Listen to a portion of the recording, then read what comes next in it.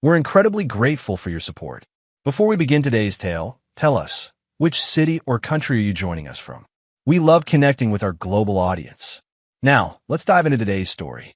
Chapter 1. Cracks in the Foundation. Devin Mercer's life had been built on precision. As a structural engineer, he understood that even the smallest miscalculation could bring down an entire building. At 42, his meticulous attention to detail had earned him respect at Montgomery Construction, where he'd worked for the past 8 years. His colleagues often joked that Devin could spot a hairline fracture from 50 feet away. That Thursday morning in September began like any other. Devin rose at 5:30 a.m., careful not to wake his wife Talia, who remained nestled under their Egyptian cotton sheets. He studied her for a moment, the slope of her shoulder, the cascade of auburn hair against the pillow. After 11 years of marriage, she still captivated him. Devin leaned down to kiss her temple before heading to the shower. Under the hot spray, he noticed a burning sensation when urinating. It had been bothering him for a few days, but he dismissed it as nothing serious. Perhaps it was time to see a doctor. In the kitchen, Devin prepared coffee and reviewed the blueprints for the Riverside Development Project. His phone buzzed with a text from Talia. Working late tonight. Dinner with clients. Don't wait up. Another late night, the third this week. Talia's career as a marketing executive at Pinnacle Industries had been demanding lately, especially since her promotion 6 months ago when Bryce Holloway took over as CEO. Devin arrived at his office to find an invitation to the annual Montgomery Construction Christmas party sitting on his desk. December seemed far away, but Harrison Montgomery, the company's founder, believed in planning ahead. Devin's immediate supervisor, Neil Wyatt, poked his head in. Morning, Devin. We need the stress analysis for the West Wing by end of day. Already completed, Devin replied, handing over a folder. I included some concerns about the foundation specifications. Neil nodded appreciatively. This is why you're the best. Hey, did you hear about the merger talks? Pinnacle Industries might be acquiring us. Devin's eyebrows raised. Pinnacle? That's where Talia works. Small world. Their CEO, what's his name, Holloway? He's scheduled to tour our facilities next week. Could be good for all of us. After Neil left, Devin called his doctor to schedule an appointment for the following morning. He then immersed himself in work, ignoring the persistent discomfort that had been plaguing him. That evening, Devin returned to an empty house. Since Talia would be working late, he decided to tackle the leaky faucet in their en-suite bathroom. As he rummaged through Talia's vanity drawer looking for the plumber's business card he'd stashed there, his hand brushed against an unfamiliar box of medication. Curious, he examined it. A prescription for azithromycin in Talia's name, dated 2 weeks prior. The doctor's notes mentioned treating chlamydia. Devin froze, medication box in hand. Chlamydia was an STD. He knew enough about medicine to understand that. But Talia had never mentioned any infection. And if she had chlamydia, Devin glanced down at his own body, connecting the dots to his recent symptoms. His phone buzzed with another text from Talia. Meeting running long. Staying downtown tonight. See you tomorrow. Devin sat on the edge of the bathtub, the box still in his hand, as the first hairline fracture appeared in the foundation of his marriage. Chapter 2. Diagnosis. The waiting room at Dr. Russell Perlman's office was mercifully empty when Devin arrived the next morning. He'd called in sick to work, something he'd done only twice in 8 years, claiming food poisoning. When a nurse called his name, Devin followed her mechanically, his mind churning with possibilities and denials. Perhaps there was an innocent explanation. Maybe Talia had contracted chlamydia non-sexually. Or perhaps the medication was for something else entirely. Dr. Perlman, a man in his 60s with salt and pepper hair and kind eyes behind wire-rimmed glasses, reviewed Devin's symptoms with clinical detachment. How long have you been experiencing the burning sensation? About a week, Devin replied, his voice hollow. After a physical examination and urine sample, Dr. Perlman confirmed what Devin had already suspected. He had chlamydia. It's a common bacterial infection, completely curable with antibiotics, Dr. Perlman assured him, writing out a prescription. We'll need to treat your wife as well, even if she's asymptomatic. My wife, she already has a prescription, Devin said quietly. For azithromycin. I found it yesterday. Dr. Perlman's expression shifted subtly. I see. And did she mention her diagnosis to you? No, she didn't. The doctor cleared his throat. Mr. Mercer, I need to be clear about something. This particular strain of chlamydia you have is relatively rare in the United States. It's primarily transmitted through intimate contact. There's no other way you would have contracted it. The world seemed to tilt on its axis. Are you saying? I'm saying that both you and your wife have the same uncommon strain. The implication is that you've shared an infection vector. An infection vector, Devin repeated numbly. A common source of infection, Dr. Perlman clarified gently. In cases like this, that typically means another sexual partner. Devin accepted the prescription with a trembling hand. How long until the test results come back? To confirm, we should have them by Monday. But based on your symptoms and the presence of the medication in your home, I'm confident in the diagnosis. As Devin left the clinic, his phone chimed with a text from Talia. Home early tonight. Dinner? He didn't respond. Instead, he drove to a pharmacy 10 miles from her neighborhood to fill his prescription, paranoid about running into anyone he knew.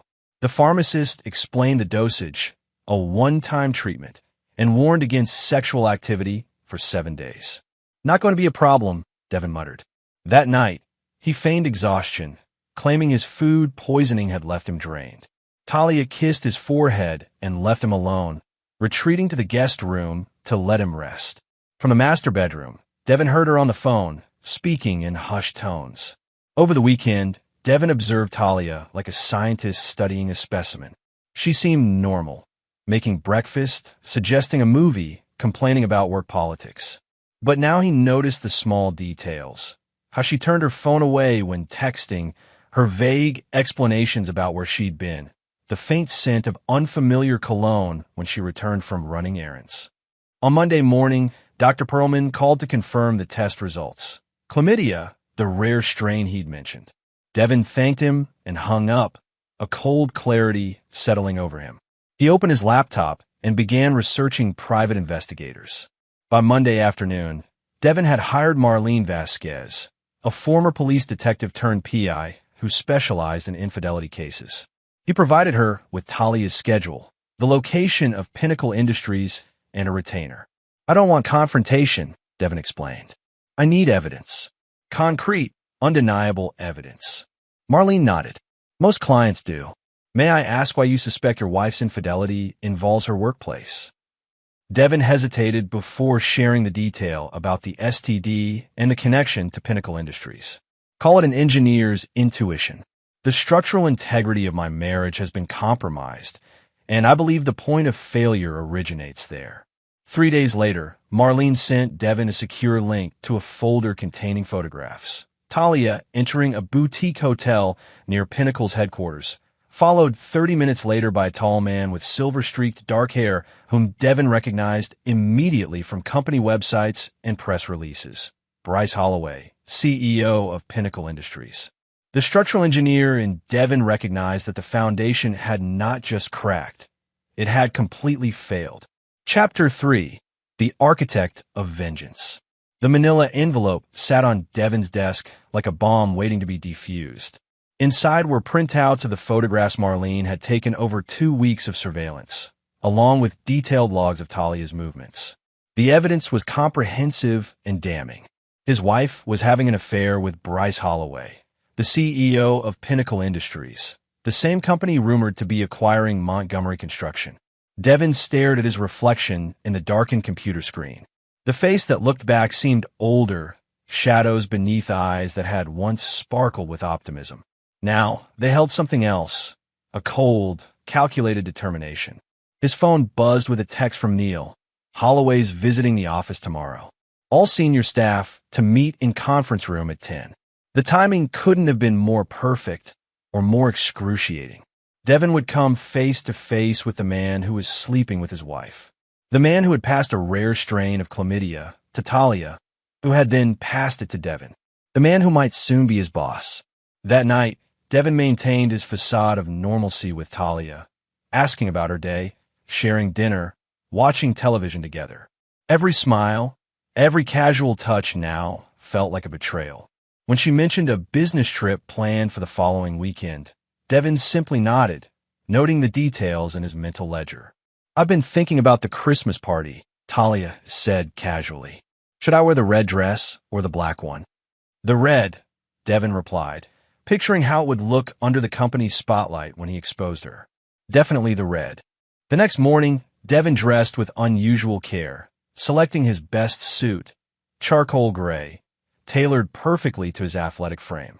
If he was going to meet the man who destroyed his marriage, he would do so looking his best.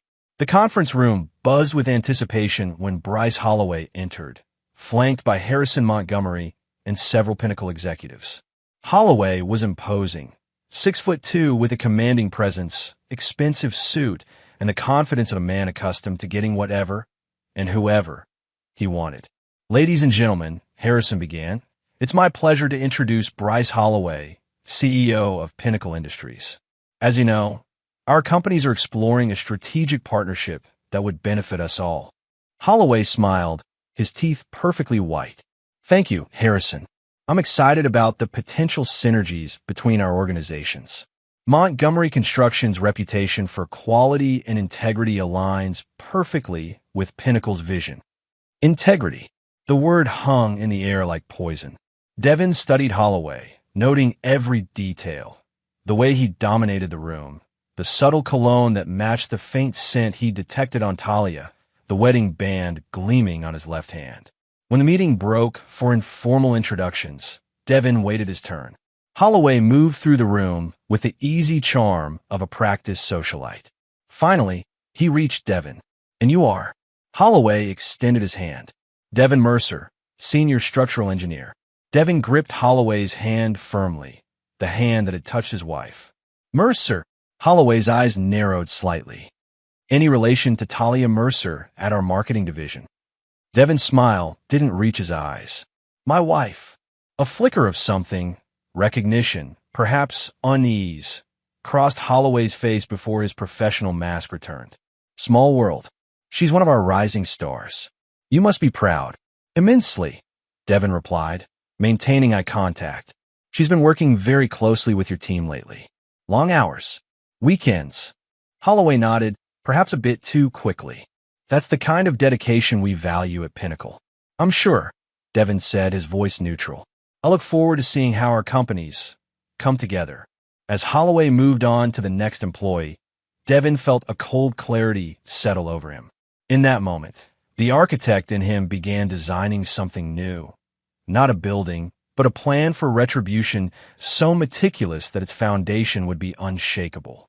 That evening, Devin created a secure digital vault where he began storing all evidence of the affair. He purchased a separate phone with a camera, installed tracking software on Talia's devices using the passwords she'd always shared with him, and set up recording equipment in his home office. He contacted Marlene again, authorizing more extensive surveillance. "I need everything," he instructed. "Hotel receipts, text messages, emails. I want to know where they meet, what they discuss, and who else knows about their relationship." "This level of surveillance isn't cheap," Marlene warned. "And some of what you're asking skirts the edge of legality." "I understand," Devin replied. "But I need to know if this affair is just about sex, or if there's something else. The timing with this corporate merger seems too convenient." Over the next few weeks, Devin became a shadow investigator of his own life. He maintained his routine, performed excellently at work, and played the role of unsuspecting husband. But beneath this facade, he was building a case that would be irrefutable. Marlene's findings revealed a pattern. Talia and Holloway had been meeting for at least 6 months, coinciding precisely with her promotion. Their affair had begun shortly after Holloway took over as CEO. They communicated through a messaging app that automatically deleted conversations and met primarily at the boutique hotel near Pinnacle's headquarters, always on Tuesdays and Thursdays. Holloway had registered under various aliases, always paying in cash, but the hotel's security cameras didn't lie. More disturbing were the fragments of business discussions Marlene managed to capture. Mentions of the Montgomery acquisition, restructuring plans, and departments that would be streamlined. Devin's name had come up once, with Holloway assuring Talia that her husband would be taken care of after the merger. The implications were clear. Holloway was using Talia for insider information about Montgomery Construction, and she was betraying not just her husband, but potentially her legal obligations as well. Corporate espionage, Devin murmured, reviewing the latest report. They're not just sleeping together, they're plotting. He expanded his investigation, carefully documenting which projects Talia had asked about, what information she'd accessed on his laptop when she thought he wasn't looking, and which colleagues she'd pumped for information under the guise of casual conversation. By November, Devin had amassed a damning collection of evidence: photographs, audio recordings, hotel receipts, geotag location data, and business discussions that clearly violated confidentiality agreements. He organized everything meticulously, creating backups and secure storage solutions. The annual Montgomery Construction Christmas party was scheduled for December 18th. Devin marked the date on his calendar, a cold smile playing at his lips. The invitation specified that Pinnacle executives would be attending as honored guests in anticipation of the merger announcement. Perfect, Devin whispered, circling the date. Absolutely perfect. What Talia and Holloway didn't realize was that while they thought they were the architects of corporate takeover, Devin had been designing something far more elaborate, a public revelation that would bring their world crashing down. The structural engineer understood better than most that when a foundation was compromised, the entire structure was at risk, and he intended to trigger that collapse. Chapter 4: Counterintelligence. Devin knew the moment Talia became suspicious.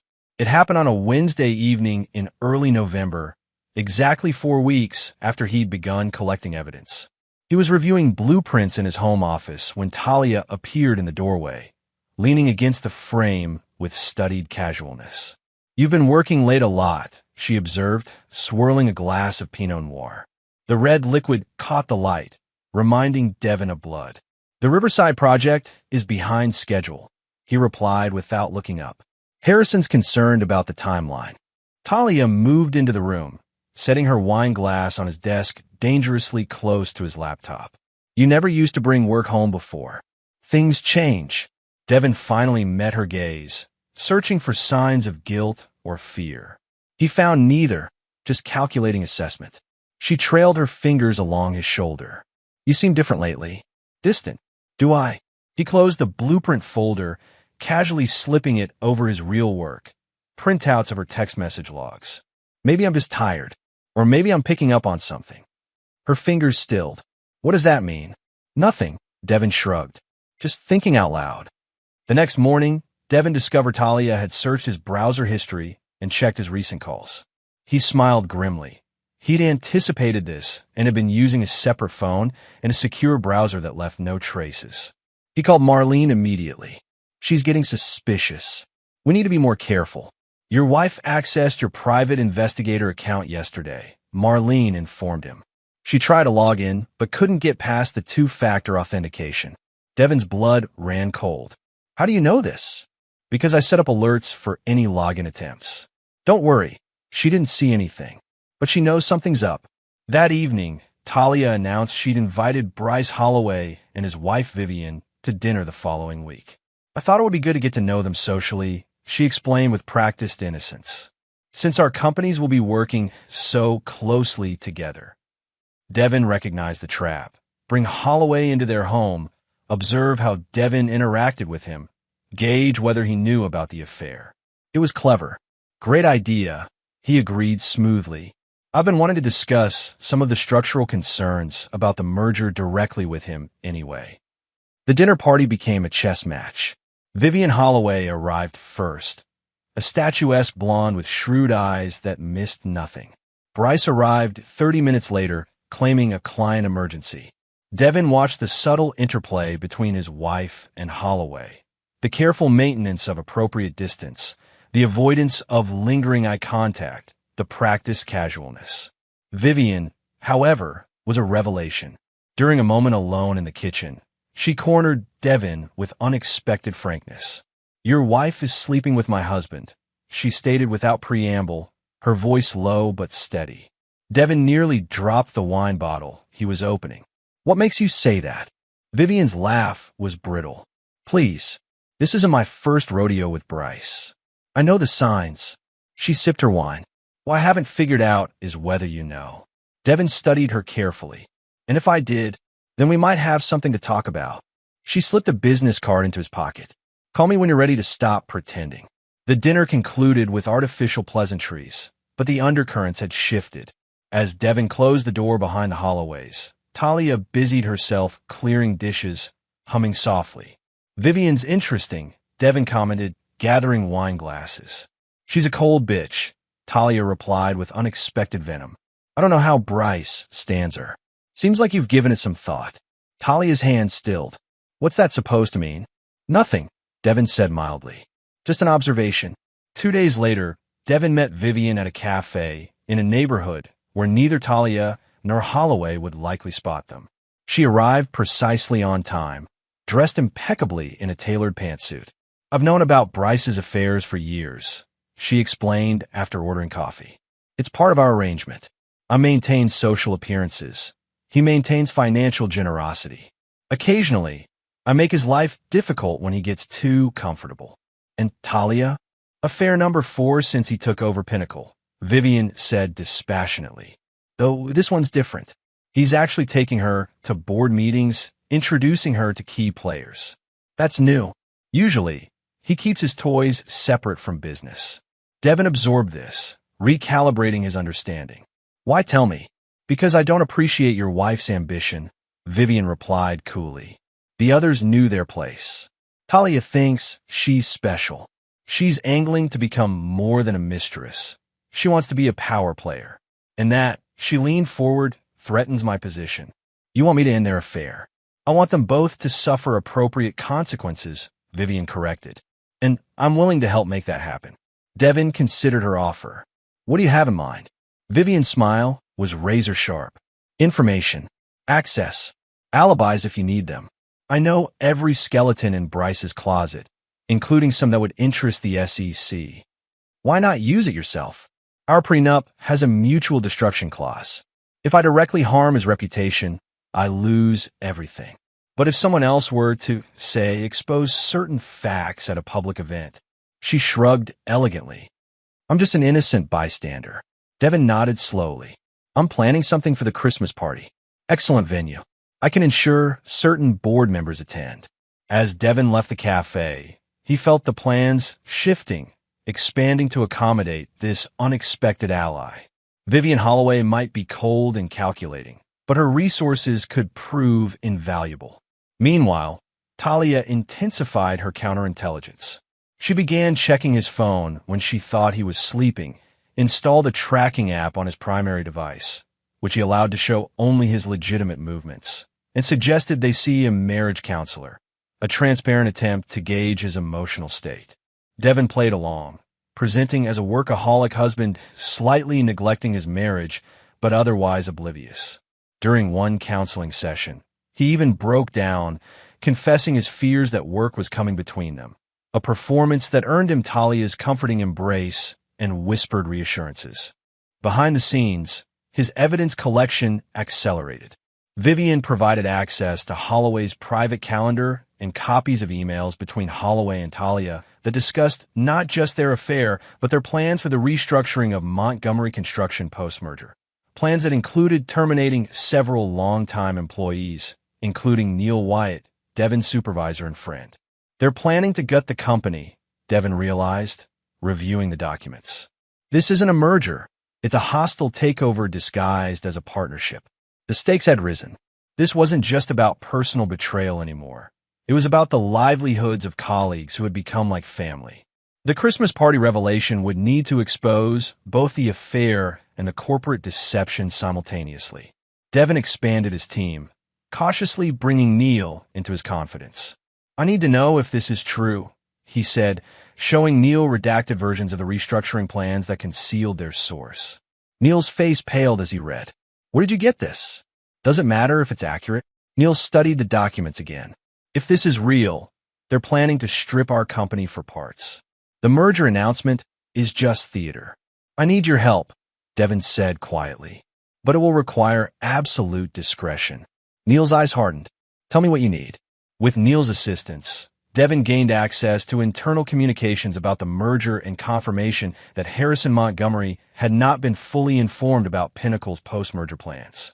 The elderly founder believed the partnership would preserve his company's legacy, not dismantle it. By early December, Devin had constructed a comprehensive narrative supported by incontrovertible evidence. Holloway was sleeping with Talia, using her for inside information about Montgomery construction, planning mass layoffs immediately after the merger, and potentially violating securities laws through undisclosed conflicts of interest. The Christmas party was 2 weeks away. Devin confirmed with Neil that a projector and screen would be set up for Harrison's traditional year-end presentation. I'll need 10 minutes of the microphone, Devin explained. Right after Harrison's speech, before Holloway takes the stage to discuss the merger. Consider it done, Neil promised. I'll make the change to the program. As the party approached, Talia grew increasingly affectionate and attentive, a transparent attempt to allay any lingering suspicions. She suggested they take a vacation after the holidays to reconnect. That sounds perfect, Devin agreed, picturing the very different scenario that would unfold by then. I think we both need a fresh start. The night before the Christmas party, Devin finalized his presentation, an organized sequence of images, texts, emails, and financial projections that would leave no room for denial or explanation. He stored copies in multiple secure locations and prepared a package for Harrison Montgomery with additional documentation. As Talia slept beside him, Devin stared at the ceiling, mentally reviewing every detail of his plan. Tomorrow night, the facade would crumble. The architect of vengeance would unveil his design, and the foundation of lies would collapse under the weight of truth. Chapter 5: Collateral Damage. The first complication arose 3 days before the Christmas party when Devin received an unexpected visitor at his office. Lydia Foster, Montgomery Construction's general counsel, closed his door with a soft click that somehow sounded ominous. "We need to talk, Devin," she said, settling into the chair across from his desk without waiting for an invitation. At 52, Lydia was a formidable presence. Razor-sharp mind housed in a compact frame, her silver-streaked hair cut in a severe bob. "What can I help you with, Lydia?" Devin kept his voice casual, though his pulse quickened. She placed a folder on his desk. "You've been accessing company servers outside your clearance level. Care to explain?" Devin maintained a neutral expression. "I've been researching the structural implications of the merger. Some of that required looking at company-wide projections. With Neil Wyatt's login credentials?" A cold sensation settled in Devin's stomach. He hadn't been careful enough. "Neil and I have been collaborating." "On what exactly?" "Due diligence," Devin replied carefully. Something felt off about Pinnacle's proposals for our Riverside development project. The specifications they're suggesting would compromise structural integrity. Lydia's eyes narrowed. "And that required accessing confidential merger documents?" "It led me there, yes." Devin leaned forward. "Lydia, how long have we known each other?" 8 years, she replied without hesitation. "Have I ever given you reason to doubt my commitment to this company?" Lydia sighed, her professional veneer softening slightly. "No, which is why I'm here personally instead of with security. But whatever you're doing, Devin, it needs to stop. Unauthorized access to confidential documents could not only get you fired, but potentially lead to criminal charges. What if those documents revealed something that could harm Montgomery Construction?" Devin countered. "Wouldn't you want to know?" A flicker of interest crossed Lydia's face. "What kind of something?" Devin made a split-second decision. The merger isn't what Harrison thinks it is. Pinnacle plans to dismantle our company post-acquisition. They're already drafting termination notices. Lydia's expression remained professionally neutral, but Devin caught the slight tightening around her eyes. "That's a serious allegation. Do you have proof?" "Substantial proof, but I can't share my sources." "This wouldn't have anything to do with your wife's position at Pinnacle, would it?" The question caught Devin off guard. "What do you mean?" "Please," Lydia snorted. "This company runs on information.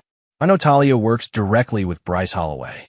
If she's feeding you insider information, that creates legal complications for everyone involved. Devin chose his next words carefully. My investigation has nothing to do with Talia sharing information with me. Quite the opposite, in fact. Understanding dawned in Lydia's eyes. I see. She tapped her fingers on the folder.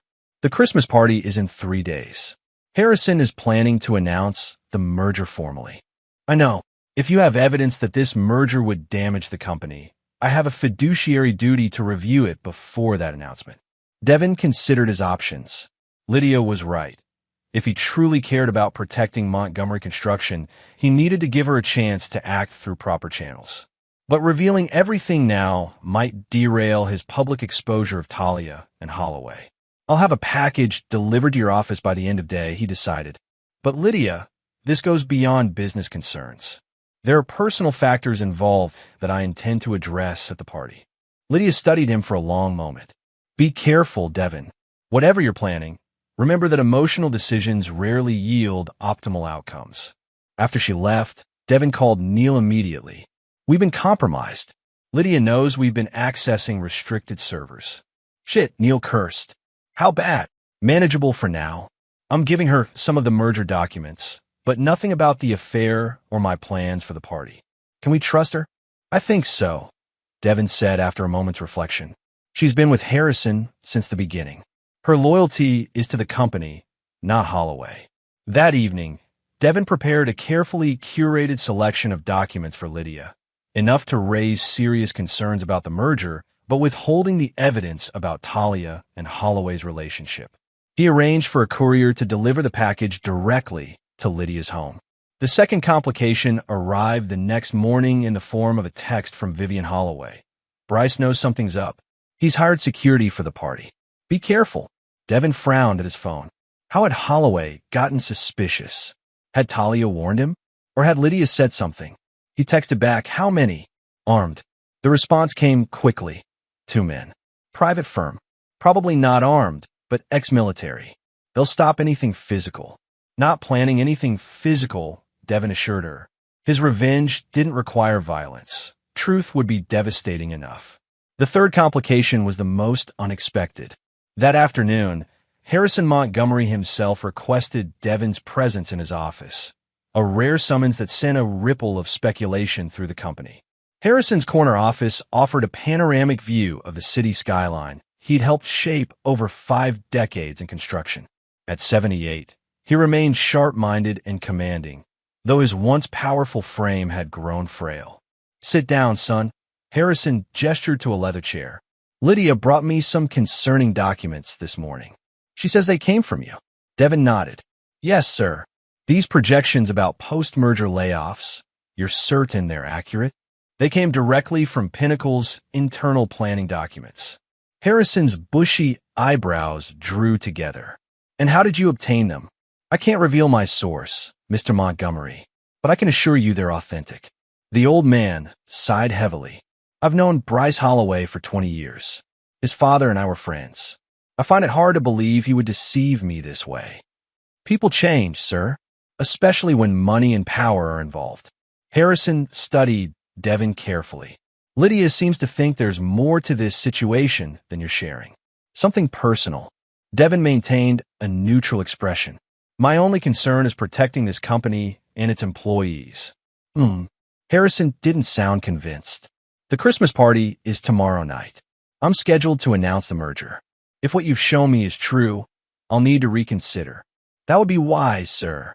However, Harrison continued, I won't make that decision based solely on these documents.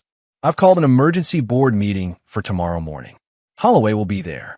I expect you to present your concerns directly. Devin felt a chill run through him. This wasn't part of his plan. Facing Holloway in a board meeting meant revealing at least some of his evidence before the party. It would give Holloway time to prepare counterarguments, perhaps even cancel his attendance at the event.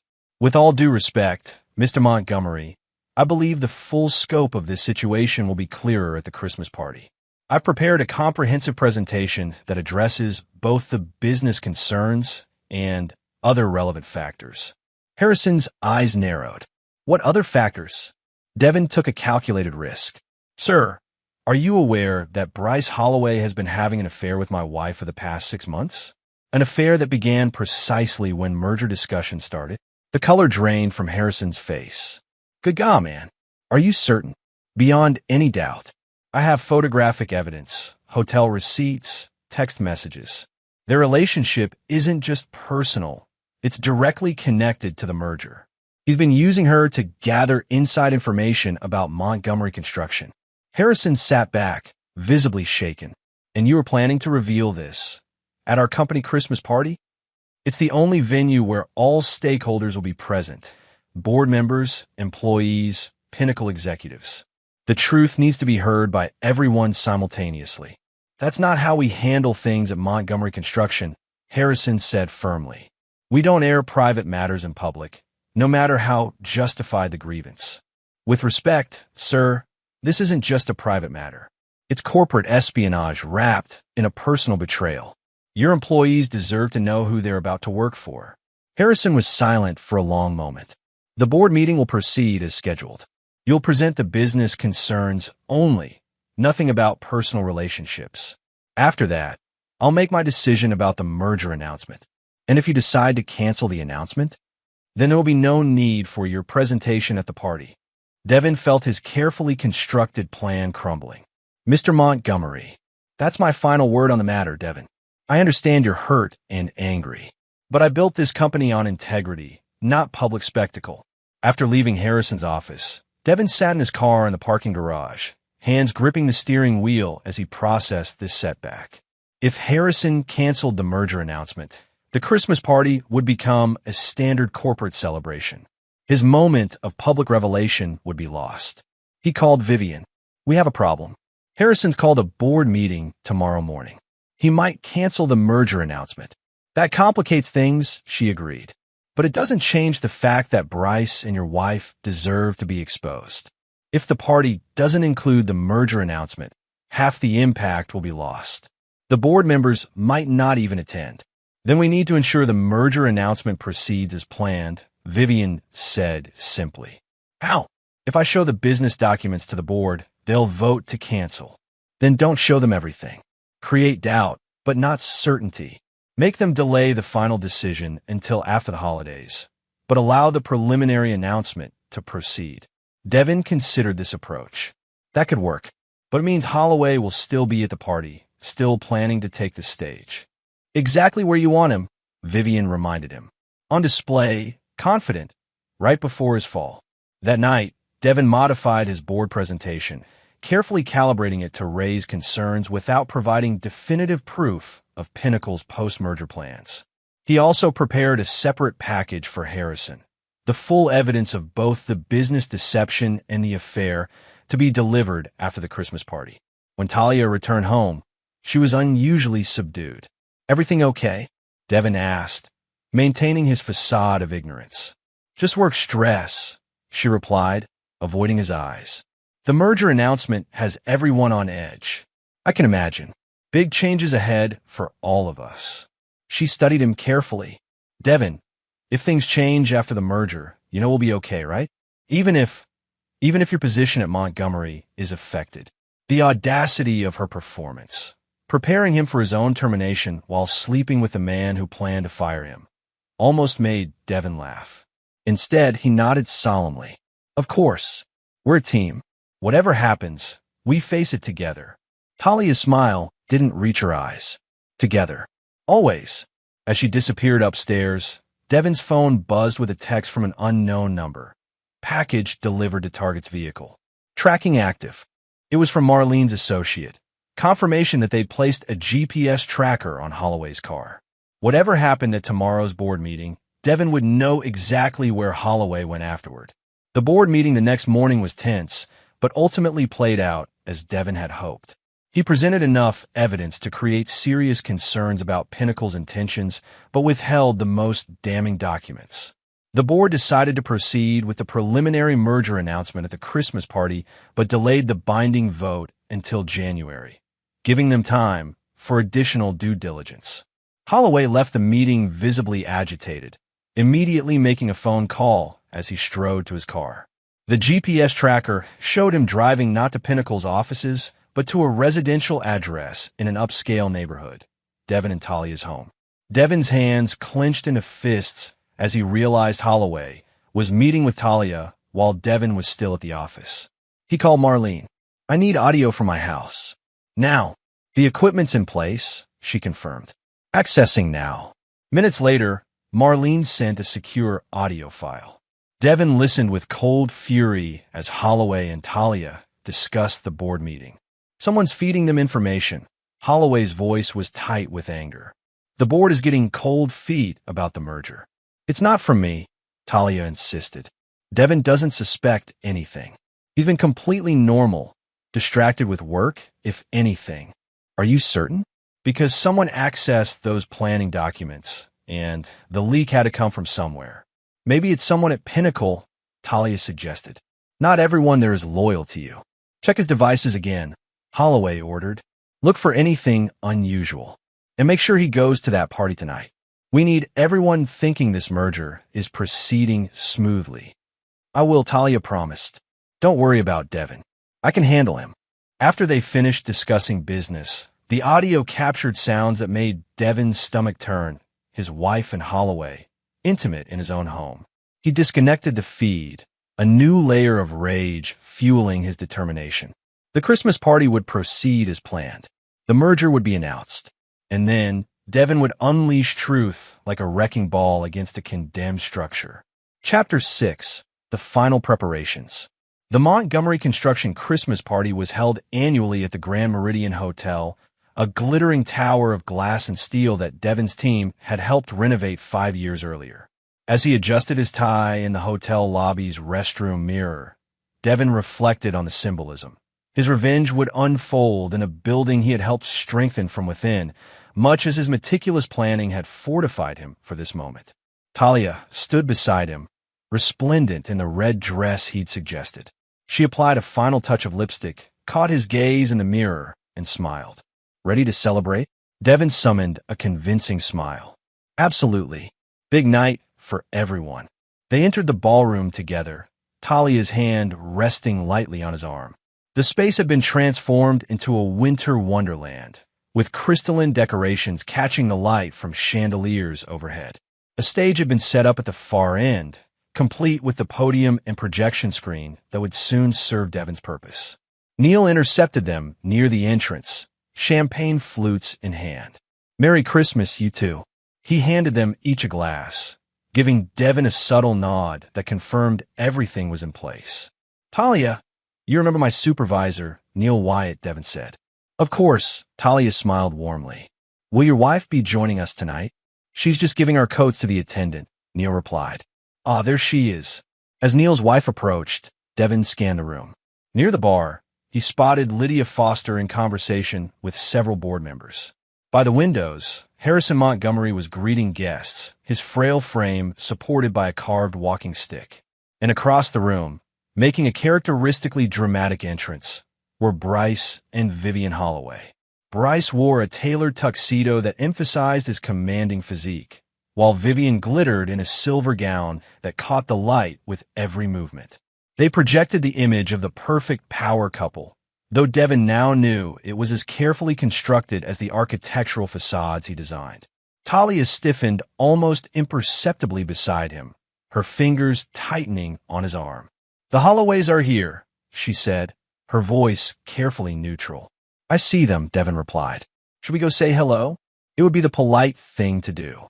Before Talia could respond, Neil interjected smoothly.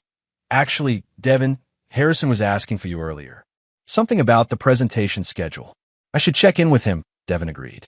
"Talia, why don't you mingle? I'll find you after I speak with Harrison." Talia hesitated, clearly torn between staying with Devin and creating an opportunity to warn Holloway. "Don't be too long," she said finally, kissing his cheek before drifting toward a group of Pinnacle executives. Neil waited until she was out of earshot. "Everything's set. The USB drive is loaded in the presentation computer, and I've confirmed the projector is working perfectly. You'll be introduced right after Harrison's opening remarks." "What about Holloway's security?" "2 men, as Vivian warned. One by the stage, one circulating." but they're here to prevent physical confrontation, not a presentation. Devin nodded, and Harrison, still planning to announce the merger as preliminary, pending final approval. But he's definitely cooling on the idea after this morning's meeting. Perfect.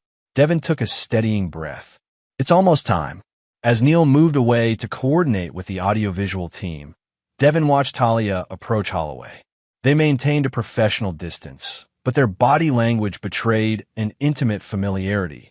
The subtle leaning in, the lingering eye contact, the unnecessary touch to emphasize a point. Vivian Holloway noticed Devin watching and raised her champagne glass in a mock toast. He responded in kind, their silent communication confirming their unusual alliance.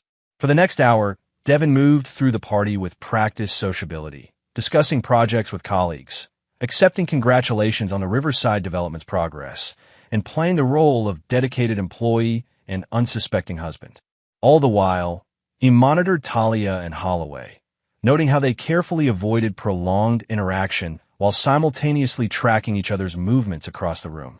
At precisely 8:30 p.m., Harrison Montgomery tapped his glass for attention and took the stage.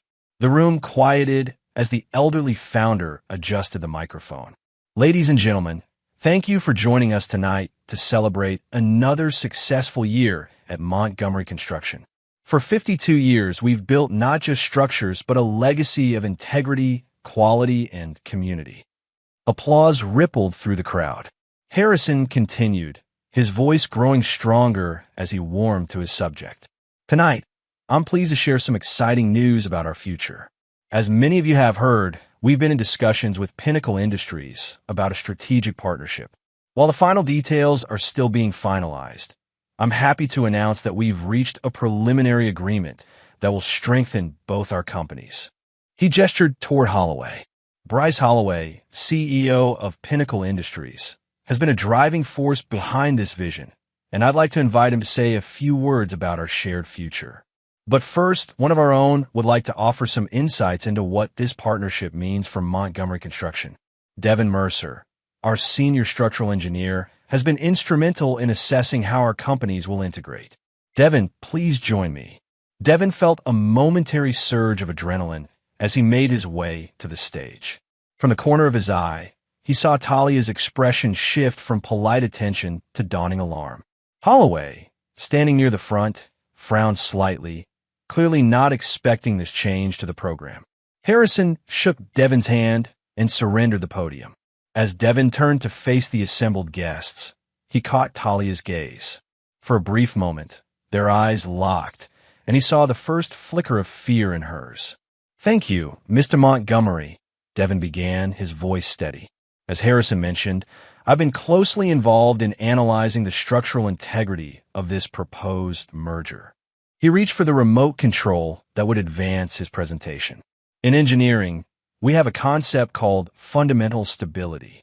It refers to a structure's ability to withstand stress without deformation or collapse. The same principle applies to partnerships, both professional and personal. The first slide appeared on the screen behind him, a corporate organizational chart showing the planned integration of Montgomery and Pinnacle. Nothing alarming yet, just standard business graphics. On the surface, everything can appear sound, Devin continued. But as engineers, we're trained to look deeper, to examine the hidden connections and stress points that might not be immediately visible. He clicked to the next slide, a split screen showing Holloway entering the boutique hotel on one side and Talia following 20 minutes later on the other. The timestamp was clearly visible. A murmur ran through the crowd. Sometimes, what we discover is that the foundation we thought was solid has been compromised. Holloway stepped forward, his face darkening.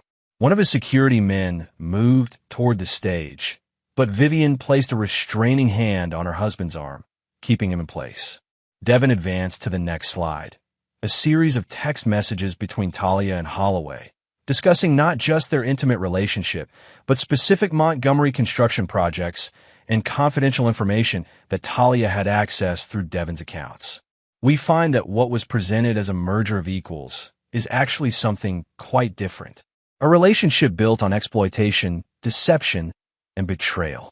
The next series of slides showed Holloway's post-merger plans in detail. The departments to be eliminated, the employees to be terminated, the assets to be liquidated. Gasps and angry murmurs spread through the audience as Montgomery employees recognized their names on termination lists. And while we were working to build something lasting, Devin said, his voice now carrying an edge of controlled anger, others were working to undermine it from within. The final slide appeared, a medical report with both Devin's and Talia's names, showing the diagnosis of the rare strain of chlamydia, alongside a hotel receipt from the date when the infection was likely transmitted. Sometimes, the damage isn't just professional. Sometimes, it's deeply personal. Devin set down the remote and looked directly at Talia, who stood frozen in horror, her face ashen. The STD your lover gave you, which you then gave to me, is indeed rare.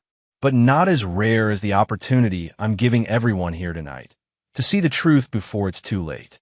Chaos erupted in the ballroom. Holloway lunged toward the stage, only to be blocked by Neil and several other Montgomery employees. Talia remained motionless, the red of her dress now a cruel echo of her public humiliation. Board members clustered around Harrison, who looked stricken by the full revelation of Holloway's deception. Devin raised his voice over the commotion. "A toast," he called out, raising his champagne glass. "To secret affairs, both corporate and personal, and to the price of betrayal." He locked eyes with Holloway, who had stopped struggling against those restraining him. "You should have been more careful about who you infected, Mr. Holloway. Engineers are very good at tracing things back to their source." As security moved to restore order, Devin stepped away from the podium, his mission accomplished. The foundation had been exposed as compromised, and the entire structure was now collapsing before his eyes. Chapter 7, Fallout. The Grand Meridian Hotel service elevator descended in silence, carrying Devin away from the pandemonium he'd unleashed in the ballroom. He'd slipped out through the kitchen, avoiding both the security guards searching for him and the clamoring crowd of shocked partygoers. Neil had created a diversion by starting a heated argument with one of Holloway's security men, allowing Devin to escape unnoticed. In the hotel's back alley, a nondescript sedan waited with its engine running. Marlene Vasquez sat behind the wheel, her face expressionless as Devin slid into the passenger seat. "It went as planned?" she asked, pulling away from the curb. "Better," Devin replied, loosening his tie. Holloway tried to stop the presentation, but couldn't reach the stage in time. The board members saw everything. "And your wife?" Devin stared out the window at the city lights blurring past. She didn't run, didn't cry, just stood there, watching it all crumble around her. Marlene nodded approvingly. "You've got the footage from the ballroom cameras? Neil will download it tonight and send it to both of us. Insurance, in case they try to spin this." They drove in silence for several minutes before Marlene spoke again. "What now? They'll come after you, both of them." "Let them," Devin said with cold certainty. "I prepared for that, too." Marlene dropped him at a boutique hotel across town, one he'd booked under a false name using cash. "Lie low," she advised. "The first 24 hours will be the most volatile. I'll be in touch." Inside his hotel room, Devin plugged in the burner phone he'd been carrying and waited. The texts and calls began flooding in almost immediately. Neil confirming he had the footage, Lydia demanding to know where he was, Harrison's assistant conveying an urgent request to contact the founder. Nothing from Talia. At 11:42 p.m., a single text arrived from Vivian Holloway. "Magnificent. Bryce is destroying a hotel room. Your wife left with him. Harrison's canceled the merger. Call me tomorrow." Devin ordered a scotch from room service and turned on the television, flipping channels until he found a local news station. It didn't take long for the story to break. "Breaking news tonight," the anchor announced with barely disguised excitement. Chaos erupted at the Montgomery construction holiday party when a senior employee exposed an alleged affair between his wife and Bryce Holloway, CEO of Pinnacle Industries. Sources claim the presentation also revealed confidential documents showing Pinnacle planned massive layoffs following a merger announcement that was scheduled for tonight. We go to our reporter on the scene. Devin switched off the TV. The media would feast on this story for days. The sex scandal, the corporate intrigue, the public humiliation. By morning, it would be trending on social media, and business websites would be dissecting the implications for both companies. He checked his secure email account and found an automated alert. A large withdrawal had been made from his and Talia's joint account. She was preparing to run, or at least securing funds. Devin smiled faintly. He'd anticipated this and had already transferred the bulk of their assets to accounts she couldn't access. Sleep came in fitful bursts, his mind continuously replaying the moments of revelation, the expressions of shock and betrayal that had rippled through the crowd. Not all the reactions had been supportive. He'd seen judgment in some eyes, disapproval of his public approach. But those opinions mattered little compared to the satisfaction of watching Holloway's carefully constructed facade crumble. Dawn brought a flurry of new developments. Neil called from a burner phone of his own. "It's nuclear fallout," he reported. "Harrison's called an emergency board meeting." Pinnacle stock dropped in pre-market trading after news leaked about their post-merger plans. And Holloway's wife has filed for divorce. "That was fast," Devin remarked, though not entirely surprised. Vivian had clearly been prepared to move quickly. "There's more," Neil continued. "Talia tried to access your house last night, but the locks have been changed." Another of Devin's advanced preparations. "Where is she now?" "Unknown. But Holloway checked into the Four Seasons under an alias. Presumably, she's with him." "And my position at Montgomery?" Neil hesitated. "Technically, you're suspended pending review. But unofficially, Lydia's told the HR department not to process any termination papers. She believes you acted to protect the company, even if your methods were unorthodox." After hanging up, Devin showered and dressed in fresh clothes he'd stashed at the hotel days earlier. His phone rang again, Harrison Montgomery's private number. Devin answered cautiously. "Mr. Montgomery, that was quite a performance last night," the elderly founder said, his voice betraying fatigue. "You disobeyed my direct instruction to keep personal matters separate from business concerns." "With respect, sir, they weren't separate. The personal betrayal enabled the business deception." Harrison sighed heavily. "I've been reviewing the documents you presented. The board has unanimously voted to terminate all merger discussions with Pinnacle Industries. Several members are advocating legal action for corporate espionage. I have additional evidence if that route is pursued," Devin offered. "I don't doubt it." Harrison paused. "You put me in a difficult position, Devin. What you did was unprofessional, potentially actionable, and arguably unethical in its public nature." Devin remained silent, waiting. "It was also undeniably effective and ultimately protective of this company's interests," Harrison continued. "The board is divided on how to handle your situation. Some want you terminated for the public spectacle. Others view you as having saved us from a disastrous merger. In your opinion, sir?" "I built this company on integrity," Harrison said slowly. "What Holloway and your wife did violated that principle at the most fundamental level. While I cannot officially condone your methods, I understand the impulse behind them. It wasn't exactly a ringing endorsement, but it wasn't termination either. What happens now?" "Take 2 weeks paid leave," Harrison instructed. "Let the media circus die down. When you return, you'll be reassigned to the East Coast Division. A lateral move, not a demotion. A fresh start might be best for everyone involved." "Thank you, sir." "Don't thank me yet," Harrison warned. "Holloway is threatening litigation against both you and Montgomery Construction. His lawyers have been calling all morning." "Let them," Devin said confidently. "I've documented everything. Any lawsuit would only bring more evidence to light, evidence that would be admissible in court and reportable by media. Holloway won't risk it." After disconnecting, Devin checked out of the hotel and took a taxi to a coffee shop in a quiet neighborhood across town. From a corner table, he made a series of calls, activating the next phase of his plan. First was his attorney, who confirmed that divorce papers had been prepared and could be filed immediately. Next was a cybersecurity expert who had helped secure Devin's electronic evidence, ensuring it remained accessible even if Holloway's team attempted to scrub servers or claim fabrication. The third call was to a realtor who had already been quietly marketing Devin's house. "We've had 3 offers," she informed him. The highest is 18,000 over asking. Accept it, Devin instructed. Push for the fastest possible closing. His final call was to Vivian Holloway. She answered on the first ring. You've made my morning quite interesting, she said, a smile evident in her voice. The divorce attorney couldn't believe how much evidence I already had compiled. Glad it's useful, Devin replied. Have you heard from them? Bryce called to threaten me about an hour ago, Vivian said dismissively. Something about violating our prenup by cooperating with you. I reminded him that I merely attended a company party where an employee made a presentation. I had no prior knowledge of the content. Will that hold up? It doesn't need to. The prenup has a morality clause that he violated with his multiple affairs. My attorneys have already frozen our joint assets. Bryce is about to discover just how expensive betrayal can be.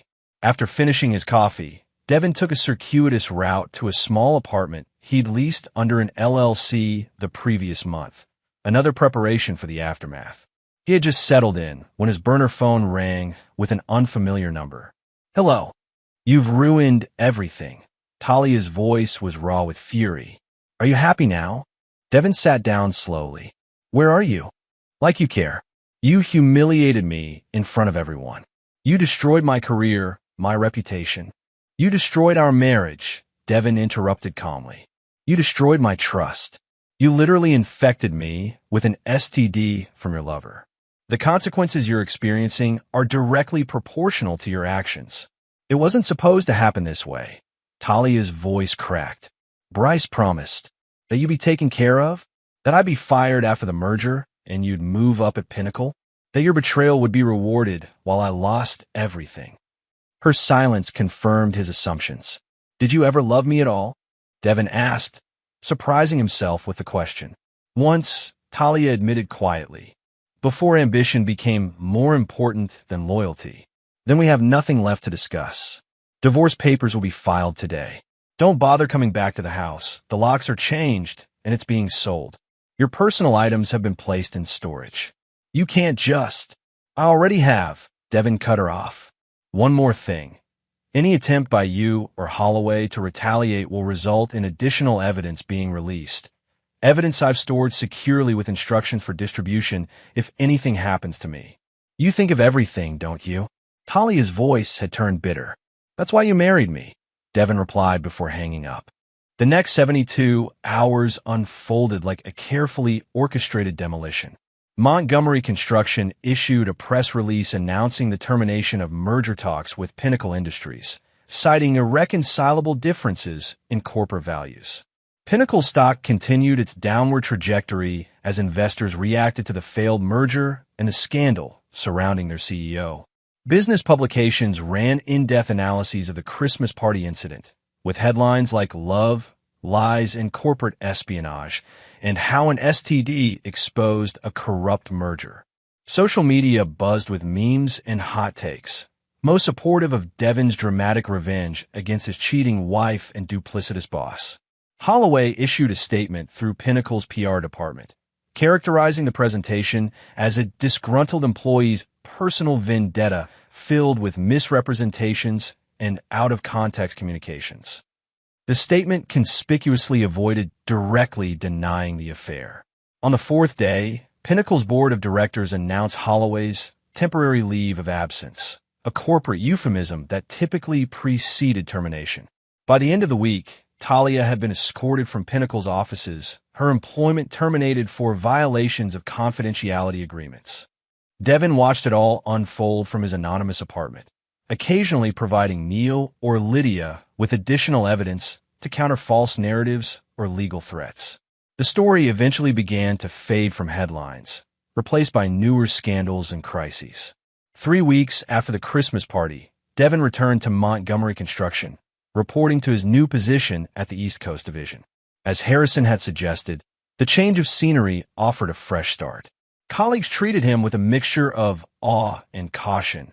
The man who had brought down a CEO and exposed corporate deception through a Christmas party presentation had become something of a legend.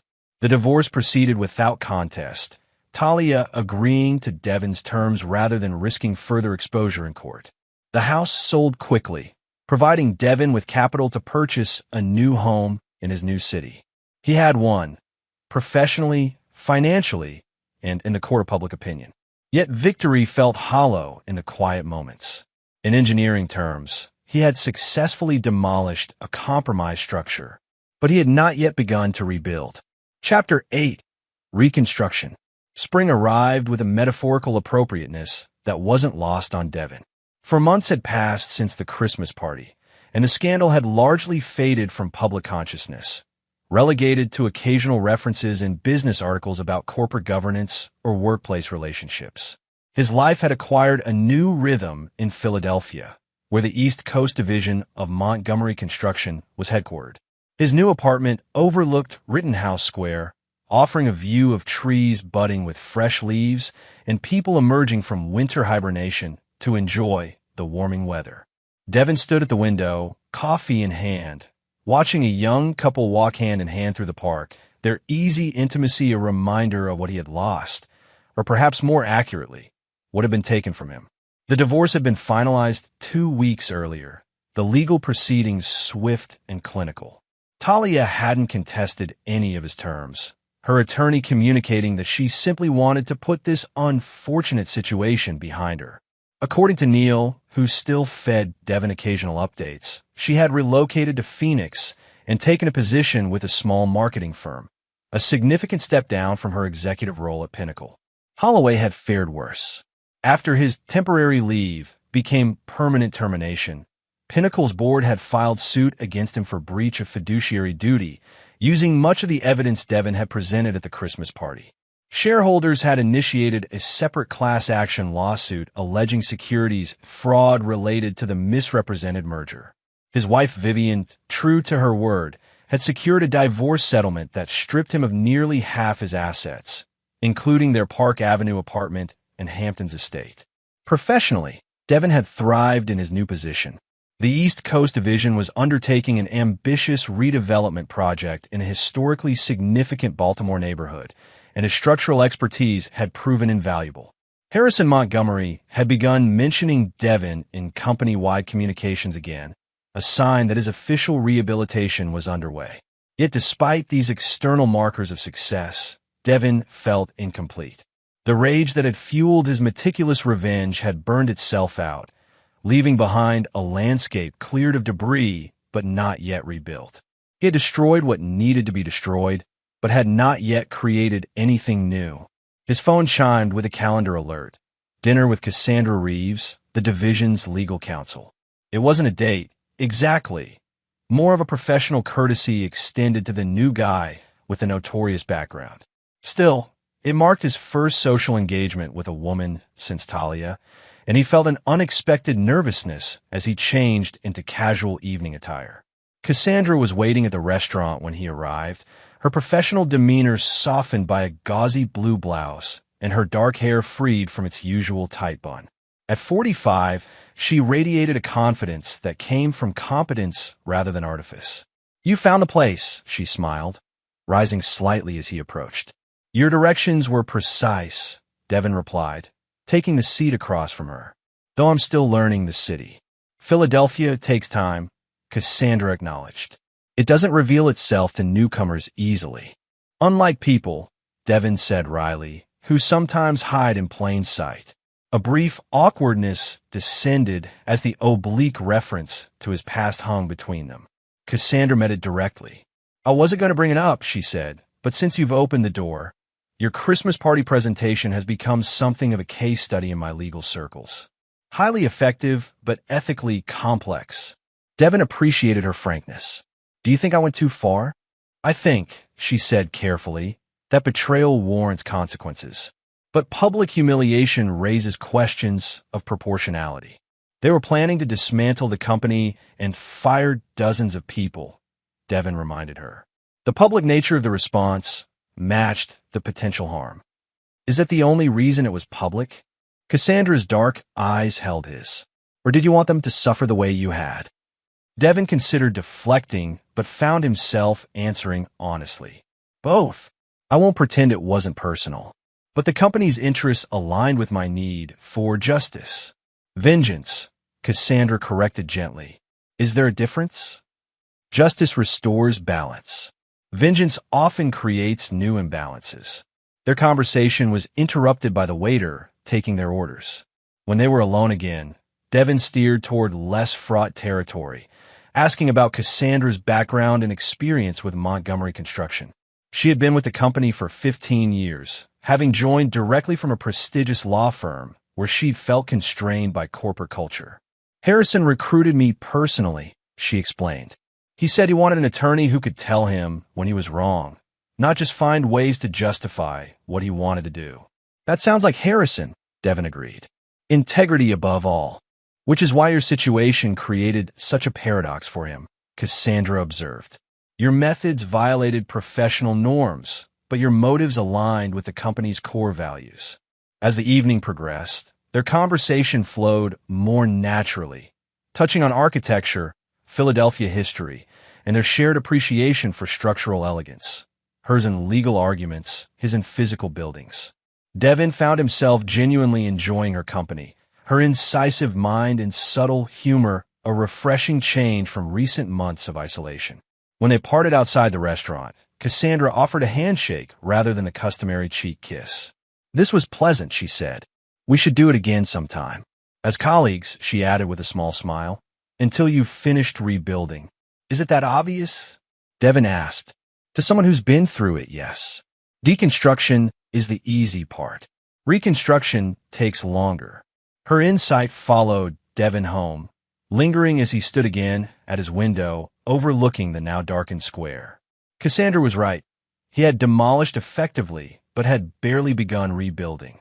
The foundation had been laid in his new position and city, but the structure of his new life remained skeletal, uninhabitable.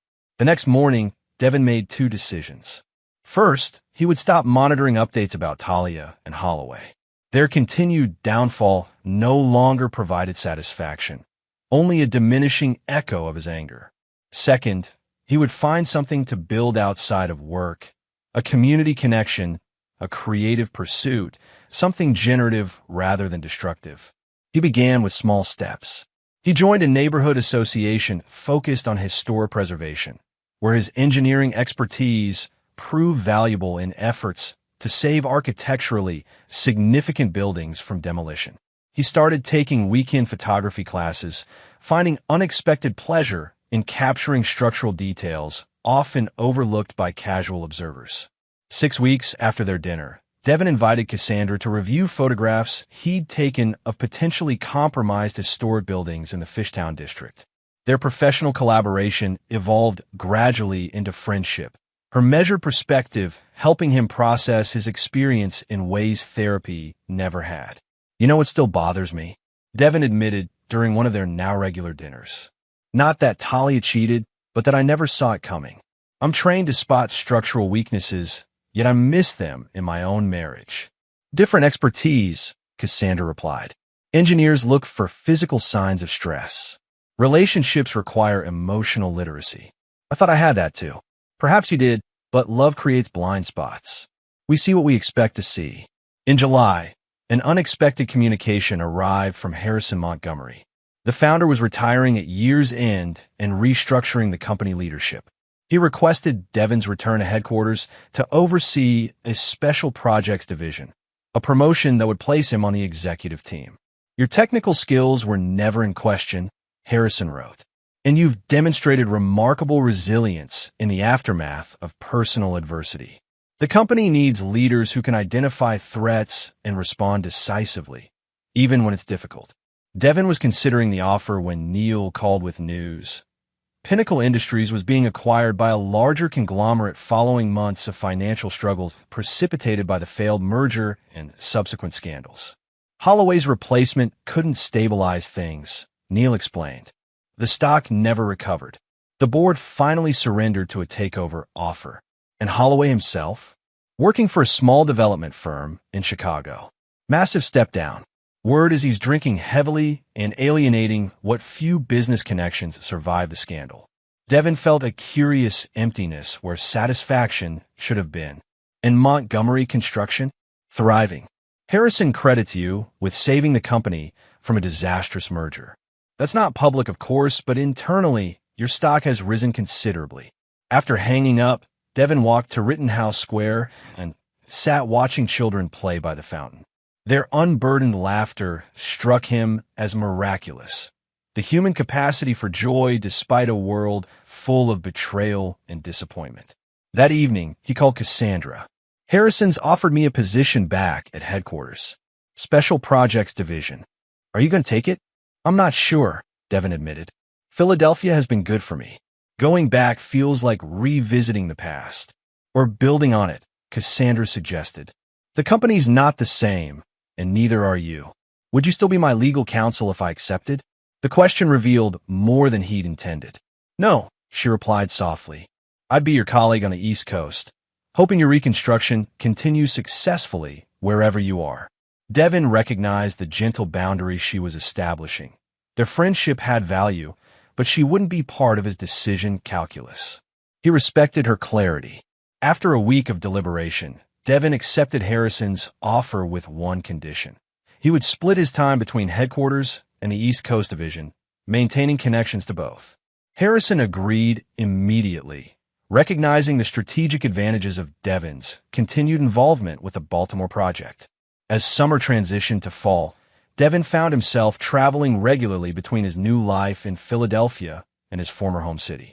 The landscape of his past had changed. Montgomery Construction had moved to new headquarters, his former house belonged to a young family, and even his favorite coffee shop had been replaced by a boutique selling artisanal candles.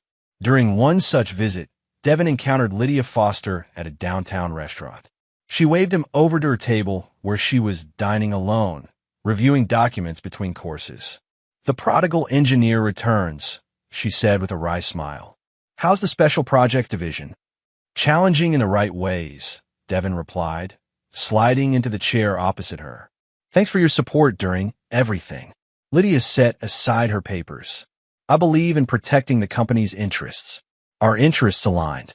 That's what I told Cassandra Reeves, Devin nodded. She suggested my motivations were more vengeful than protective.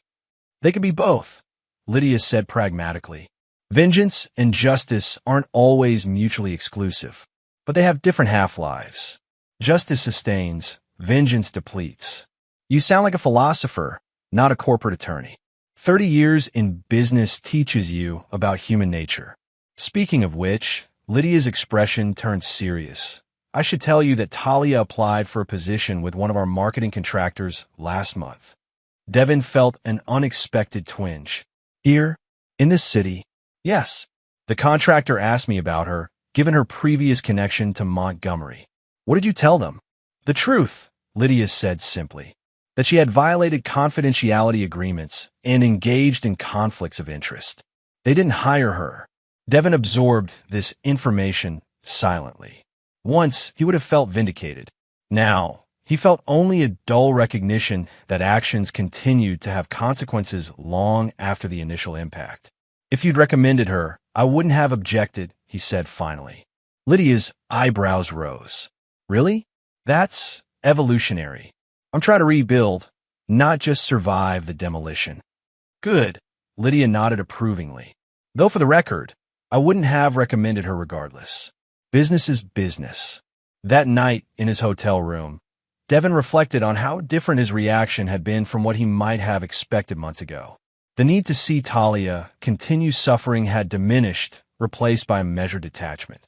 Not forgiveness, exactly, but a loosening of anger's grip. The next morning, as Devin packed to return to Philadelphia, his phone rang with a number he didn't recognize. Devin Mercer, he answered. It's Vivian Holloway, the familiar voice replied. I thought you should know that Bryce had a heart attack yesterday. He's in intensive care. Devin sat on the edge of the hotel bed. I'm sorry to hear that. How serious? Serious enough. The doctors say stress, alcohol, and poor lifestyle choices caught up with him. Her tone remained matter of fact. I'm not calling for sympathy. I thought you should know because if he doesn't survive, certain protections might expire. Devin understood her meaning immediately. Both of them had maintained leverage through evidence that could cause further damage if either Holloway or Talia attempted retaliation. Holloway's death would change that calculus. I appreciate the heads up, Devin said.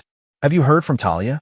She's at the hospital, Vivian confirmed, playing the devoted mistress, though I suspect it's financial desperation more than affection.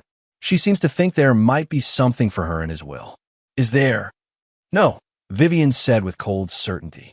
I made sure of that during the divorce. Whatever he has left goes to our children. After disconnecting, Devin sat motionless, processing this development. Holloway fighting for his life, Talia at his bedside, hoping for financial salvation. It was the culmination of consequences set in motion by their own choices, accelerated but not caused by his Christmas party revelation. He called Cassandra, needing her balanced perspective. Holloway's had a heart attack. He might not survive. How do you feel about that? She asked after a moment's silence. I'm not sure, Devin admitted. Not jubilant, not devastated, just aware that everything has a logical conclusion. The engineer's view of mortality, Cassandra observed. Structural failure as the inevitable end of accumulated stress. Something like that. If he survives, she said carefully, have you considered that this might be the moment to truly complete your reconstruction? Not with forgiveness, that's not required, but with a final release. Devin understood what she was suggesting. Let go of the remaining leverage, the insurance policy of damaging information. Yes, not for their benefit, but for yours. The question lingered with Devin on his flight back to Philadelphia. What would it mean to fully release his grip on the past? The evidence he'd collected had served its purpose, preventing retaliation, ensuring consequences, protecting his future. But maintaining it, checking periodically that his digital safeguards remained in place, required a continued investment in events he claimed to have moved beyond. Holloway survived the heart attack, though doctors warned that his long-term prognosis depended on significant lifestyle changes. Devin learned this through a brief update from Vivian, who had maintained a distant but pragmatic connection with him since their unusual alliance. 3 days later, Devin made his decision. He systematically dismantled the elaborate security system protecting his evidence archive. He didn't delete the files. An engineer never discards information that might be structurally relevant, but he removed the automated protocols that would have distributed damaging materials if anything happened to him. It wasn't forgiveness. It was completion. The controlled demolition had served its purpose. The new structure no longer required the old support systems. That evening, he called Cassandra. You were right about letting go. I've dismantled the fail-safes. Good, she said simply. How does it feel? Like setting down a heavy weight I'd gotten so used to carrying I'd forgotten it was there. That's reconstruction, Cassandra affirmed. Not returning to what was before, but building something new that can stand on its own.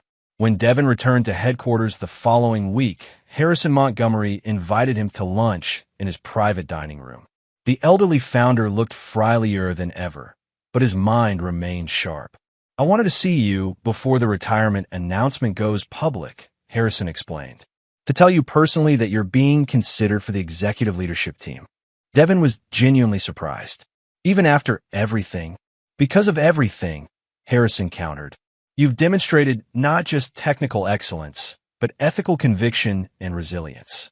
The board sees that too, despite their initial misgivings about your theatrical approach to corporate communication. They shared a genuine laugh, the first moment of true levity between them since the Christmas party. There's something else, Harrison continued, his expression growing serious. I've been watching you these past months. The way you've rebuilt yourself after devastation. It reminds me of myself after my first marriage failed. I didn't know you'd been married before, Devin said, surprised. Few do. It was before I founded the company. My first wife left me for my business partner. They embezzled startup capital I'd spent years accumulating. Harrison's eyes took on a distant look. I could have been destroyed by it, financially and emotionally. Instead, I used it as motivation to build something lasting on my own terms. Montgomery Construction. Yes, build on a foundation of integrity precisely because I'd experienced its absence. Harrison reached across the table, his gnarled hand surprisingly strong as it gripped Devin's. Pain can destroy us or transform us. You've chosen transformation. That's why you belong in leadership. As autumn deepened, Devin divided his time between Philadelphia and headquarters, balancing his new executive responsibilities with ongoing projects. His friendship with Cassandra evolved gradually, their professional respect and shared experiences creating a foundation more honest than what he'd had with Talia. In December, as the anniversary of the Christmas party approached, Montgomery Construction announced a structural reorganization following Harrison's retirement. Devin was named Executive Vice President of Special Projects and Innovation, a role that recognized both his technical expertise and strategic vision. The annual Christmas party, now rebranded as a winter celebration, was held at a different venue, a deliberate choice to create distance from the previous year's drama. Devin attended with quiet confidence, accepting congratulations on his promotion and deflecting the occasional reference to his infamous presentation. During the evening, Neil approached with a glass of champagne. 1 year later, he observed, "Quite a different scene." "For the better," Devin agreed. "I saw an update on Holloway yesterday," Neil mentioned casually. "He's moved to Florida. Apparently, the Chicago firm let him go after his health issues." Devin nodded, but offered no comment. Holloway's continuing struggles no longer provided even a flicker of satisfaction. "And Tali is working for a startup in Seattle now," Neil continued, watching Devin's reaction. "Social media marketing or something." "I hope it works out for her," Devin said, and was surprised to realize he meant it. Neil studied him with newfound respect. "You really have moved on, haven't you?" Had to, Devin shrugged. Carrying that weight was preventing new construction. Later that evening, as guests began departing, Devin stepped outside onto the venue's terrace. The December air was crisp, the city skyline glittering against the night sky. He had helped design several of those buildings, had ensured their structural integrity through careful calculation and precise engineering. His phone vibrated with a text from Cassandra. "Thinking of you today. Proud of your reconstruction. Dinner tomorrow?" Devin smiled, typing his reply. "Looking forward to it. New blueprints to discuss." As he looked back at the celebration winding down inside, Devin reflected on the engineering principle that had guided his career. Structural integrity required both strength and flexibility, the ability to withstand pressure while adapting to changing conditions. The same, he now understood, applied to rebuilding a life after betrayal. He had been thorough in his demolition, precise in his revenge. But the true victory lay not in Holloway's downfall or Talia's humiliation, but in the structure he had built from the rubble, a life with new connections, renewed purpose, and the wisdom that came from surviving catastrophic failure. The architect of vengeance had completed his design. The engineer of reconstruction was just getting started. Chapter 9. Structural Integrity. 18 months after the Christmas party that had changed everything, Devin stood at the podium in Montgomery Construction's auditorium, presenting the quarterly results for his Special Projects division. The numbers told a compelling story.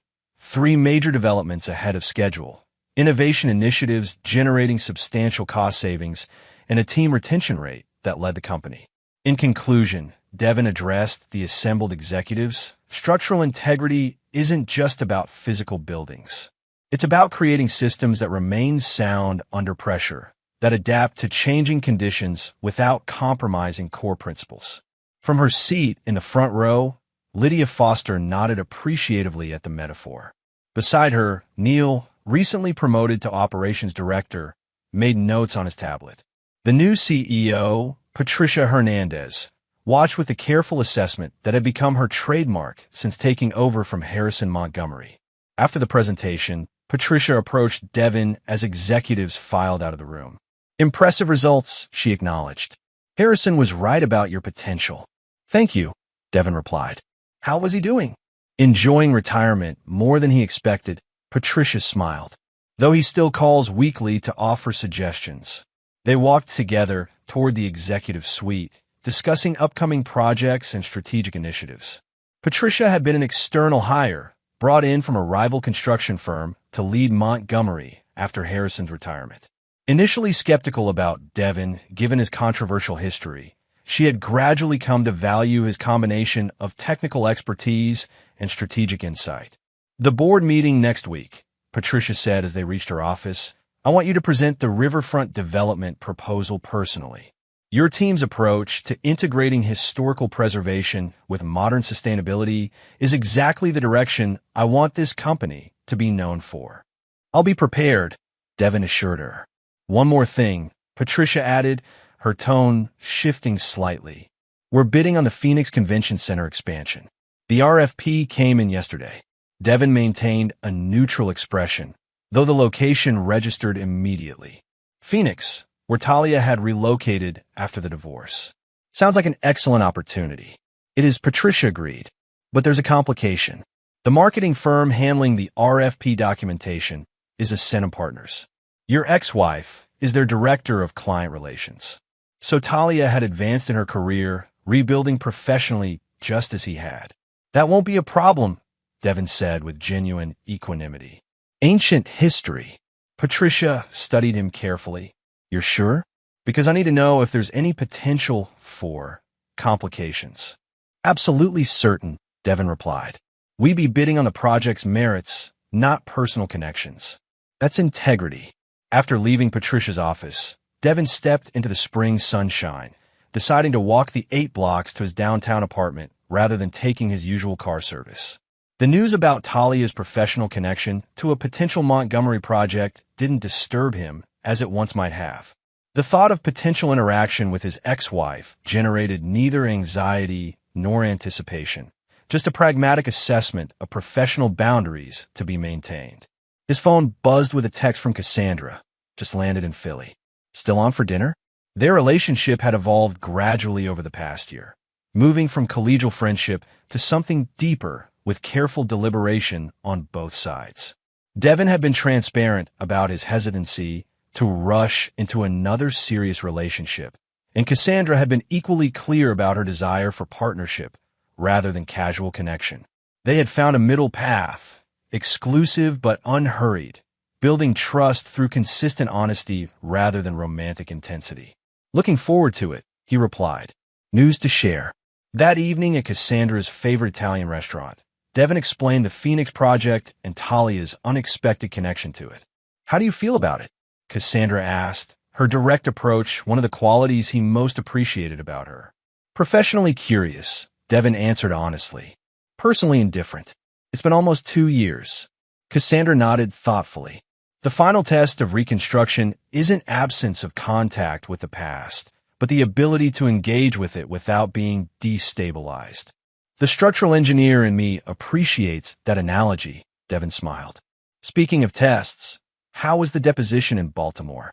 As Cassandra described her day, Devin reflected on the ease between them. The natural flow of conversation, the genuine interest in each other's work, the comfort of shared values. Unlike his relationship with Talia, which had been built partly on mutual ambition and the excitement of achievement, his connection with Cassandra centered on reciprocal respect and ethical alignment. I've been thinking, Cassandra said as they lingered over dessert, about your lease ending next month, and mine in August. Devin raised an eyebrow. Are you proposing a real estate consolidation strategy? I'm suggesting we consider cohabitation, she replied with mock formality. Economically efficient, logistically practical, and her professional facade softened into genuine vulnerability, emotionally appealing. At least to me.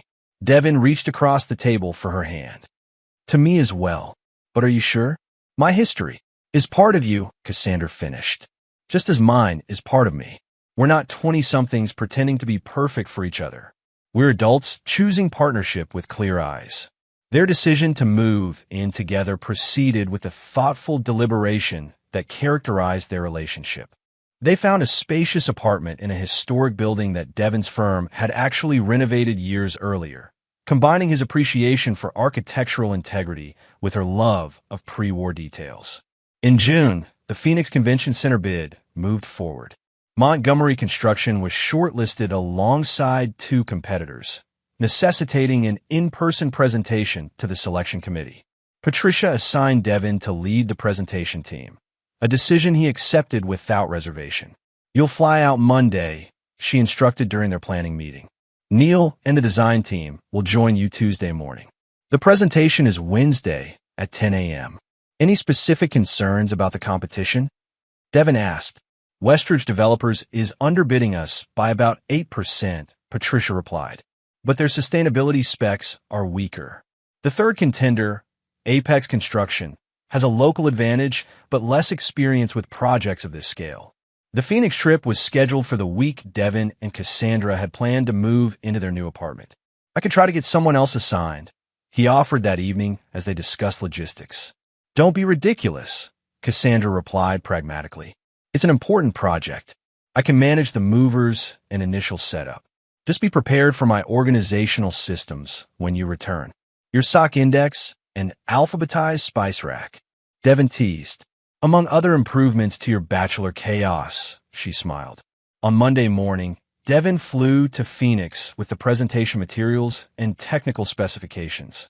The June heat hit him like a physical force as he exited the airport terminal, a stark contrast to the mild, early summer weather he'd left behind. At the hotel, he spent the afternoon reviewing the bid documents and making final adjustments to the presentation. That evening, he had dinner with the convention center's facilities director, a preliminary meeting to establish rapport before the formal presentation. Montgomery Construction has an impressive portfolio, the director commented as they discussed previous projects. Though I must admit, when I first saw your name, I thought, isn't that the guy from that Christmas party video that went viral a couple years ago? Devin maintained his professional demeanor. That was an unusual situation, not our standard approach to corporate communications. The facilities director laughed. Well, it certainly made an impression, but your reputation since then speaks for itself. The Riverside development in Baltimore is exactly the kind of innovative approach we're looking for. After dinner, Devin returned to his hotel room and checked in with Cassandra, who reported that the moving company had confirmed their Wednesday appointment. Everything's on schedule, she assured him. Focus on winning the bid. Tuesday brought Neil and the design team to Phoenix. They spent the day fine-tuning their presentation, addressing potential questions, and reviewing the convention center's existing infrastructure. Devin led them through a comprehensive preparation session, his attention to detail ensuring that every aspect of the proposal was solid. That evening, as the team dispersed for dinner, Devin opted to stay at the hotel, ordering room service while he made final notes. As he waited for his meal to arrive, he received an unexpected text from an unknown number. Heard you're in Phoenix for the convention center bid. Coffee tomorrow after your presentation? Talia. Devin stared at the message, momentarily disoriented by this intrusion from his past. How'd she known he was in town? Presumably through professional channels related to the bid. After brief consideration, he replied, professional courtesy coffee only. 2 p.m. at the hotel lobby cafe if our presentation ends on schedule. Her response came quickly. Understood. See you then. Devin called Cassandra immediately, explaining the unexpected contact. I can easily decline, he concluded. Say something came up. Why would you? Cassandra asked pragmatically. If you're truly indifferent, a brief, professional interaction isn't threatening. Unless you're concerned about residual feelings? Not at all, Devin assured her. It just seemed appropriate to discuss it with you. I appreciate that, Cassandra said warmly. Transparency builds trust. Have your coffee, satisfy whatever professional or personal curiosity exists, and then come home to our new apartment, where, by the way, your books are already arranged by subject matter on the living room shelves. Alphabetically within categories, I assume. Of course, I'm not a barbarian. Their easy banter dispelled any tension the unexpected contact might have created. After they hung up, Devin returned to his presentation notes with undisturbed focus. Wednesday morning, Montgomery Construction's presentation to the selection committee proceeded flawlessly. Devin led with an overview of their approach, emphasizing the integration of sustainable technologies with respect for the existing structure's historical elements. Neil followed with technical specifications, and the design team presented architectural renderings that visibly impressed the committee members. During the Q&A session, Devin addressed concerns about timeline and budget, drawing on his extensive experience to provide realistic assurances without overpromising. By the session's conclusion, the committee chairman was nodding appreciatively. Thank you for a thorough presentation, he said as they wrapped up. We'll be making our decision within 2 weeks. Based on what we've seen today, Montgomery Construction will certainly be given serious consideration. After the team dispersed, Neil and the designers heading to the airport for their return flight, Devin remaining for his coffee appointment. He changed from his formal presentation suit to more casual attire. Business concluded, he felt no need to maintain the executive persona. The hotel lobby cafe was moderately busy with afternoon patrons when Devin arrived at exactly 2 p.m. He scanned the space, not immediately spotting Talia until she raised a hand from a corner table partially obscured by a decorative plant. As he approached, Devin noted the changes in his ex-wife with detached observation. Her auburn hair was shorter now, styled in a sleek bob that framed her face differently. She had lost weight, appearing more angular than he remembered. Her expression as he approached contained apprehension beneath a professional smile. "Devin," she stood as he reached the table. "Thank you for agreeing to meet." "Talia," he nodded, taking the seat across from her. No handshake, no kiss on the cheek, just the acknowledgement of presence. A momentary awkwardness hung between them until a server approached for Devin's order. "Just black coffee, thank you." "Your presentation went well?" Talia asked after the server departed. "Very," Devin replied neutrally, "though I'm sure you'll get the official feedback through proper channels." "Of course." She fidgeted with her napkin. "This isn't actually about the convention center bid. I mean, not directly. I knew you were coming to Phoenix because of it, but that's not why I wanted to meet."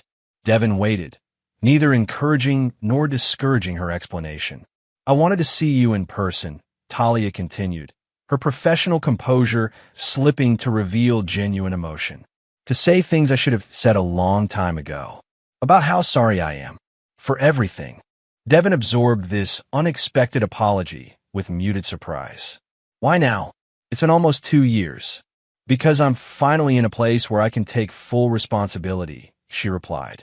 "After everything fell apart, I blamed you for the public humiliation. Then I blamed Bryce for making promises he couldn't keep. I spent months angry at everyone but myself." The server returned with Devin's coffee, creating a brief respite in the conversation. When they were alone again, Talia continued. "It took losing everything, my career, my marriage, my self-respect, to finally face what I'd done. The choices I made, the people I hurt." She met his eyes directly. "Especially you. What I did was inexcusable." "Yes," Devin agreed simply. "It was." Talia nodded, accepting his blunt assessment. "I know an apology doesn't fix anything. I'm not asking for forgiveness or friendship or anything really. I just needed you to know that I understand now, the damage I caused, and that I'm truly sorry for it." Devin sipped his coffee, considering his response. The anger that would once have accompanied this conversation was absent, replaced by a calm detachment that bordered on compassion. Not for her specifically, but for the universal human experience of facing consequences. "I appreciate you saying that," he said finally. "It matters that you understand what happened and why." "I do," Talia assured him. "And I want you to know I'm building something different now. A life based on different values." She hesitated. Have you been able to move forward?" "Yes," Devin replied without elaboration. "Good," Talia nodded. "You deserve that." She glanced at her watch. "I should get back to the office. Thank you for meeting me. It means more than you know." As they prepared to part, she asked one final question. "Do you think you'll ever be able to forgive me?" Devin considered this carefully. "I already have in the way that matters. I've let go of the anger. But forgiveness doesn't mean restoration. Some structural damage can't be repaired, only built around or built over." "The engineer's perspective," Talia said with a sad smile. "Always about structural integrity." "It served me well," Devin acknowledged.